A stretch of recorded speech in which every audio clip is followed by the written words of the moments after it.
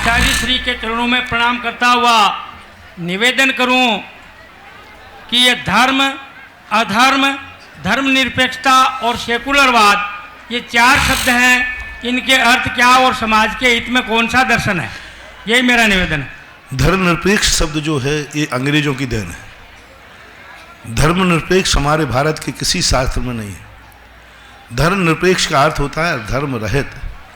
अंग्रेजों ने एक नीति बनाई, भारत धर्म रहित हो। कोई धर्म को, राजनीति में कोई धर्म नहीं, कोई स्थान नहीं, कोई उसका बजट नहीं, कुछ भी नहीं किया।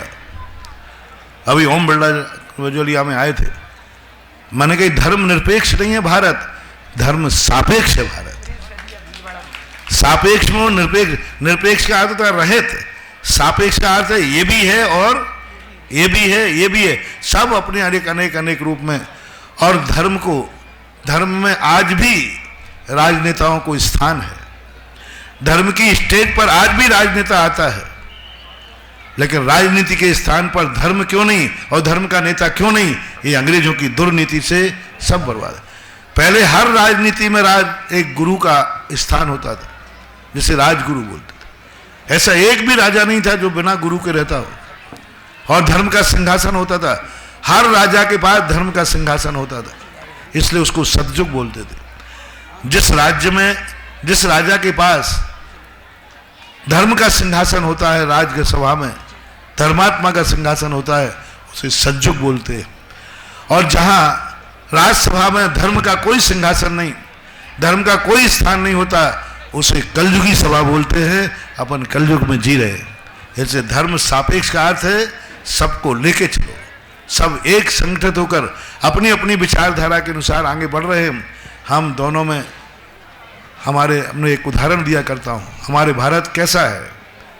हमारा भारत ऐसा है, जब कमरे में जाता है तो वो अकेला है, कमरे से बाहर आता है तो कुटुंब है, कुटुंब से बाहर आता है तो मोहल्ला है, मोहल्ले से बाहर आता है तो नगर है, नगर से बाहर आता है तो देश है, और देश से बाहर आता है तो मुल्क है। ये है हमारा भारत की धर्म निरपेक्षता। जब और देखना वो सिमटता जाएगा।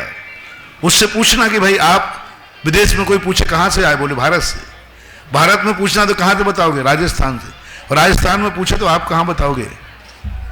कौन सा गाँव है? त्रिवेणी, मुकनपुरिया, मुकनपुरिया। अब मुकनपुरिया में पूछे तो आप कहाँ हैं, तो आप कहोगे मोहल्ला।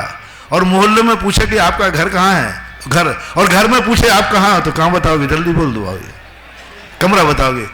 कितना बड़ा आदमी कितना छोटा हो गया, कितना बड़ा आदमी कितना, कहाँ भारत का एड्रेस दिया था और अब क्या कह रहा है, मैं एक कमरे में रहता हूं। और पहले क्या बोला था विदेश में, भारत। कितना बड़ा छोटा हो गया, अब छोटे से बड़ा। कितना छोटा आदमी था, एक कमरे में रहता था, लेकिन जो कमरे से बाहर निकला तो कह रहा मैं कुटुंबी हूं, मैं परिवार। तो भारत देश का हर नागरिक ऐसा ही धर्मनिरपेक्ष है कि जब वो अपने अंदर जाता है तो अपने एक कमरे का मालिक होता है, और कमरे से बाहर आता है तो वसुदेव कुटुंबकम कहता है। जय हो, जय हो। वसुदेव कुटुंबकम। दुनिया के किसी भी दर्शन ने, किसी भी देश ने आज तक वसुदेव कुटुंब नहीं कहा। हर व्यक्ति ने अपने देश के अलावा सबको, दुनिया को दुश्मन माना, काफिर माना, बुरा माना, जो कुछ भी मानते सब मानते। भारत देश एक ऐसा है जिसके ऋषि मनुष्यों ने अपने भक्तों को सिखाया वसुदेव कुटुंबकम।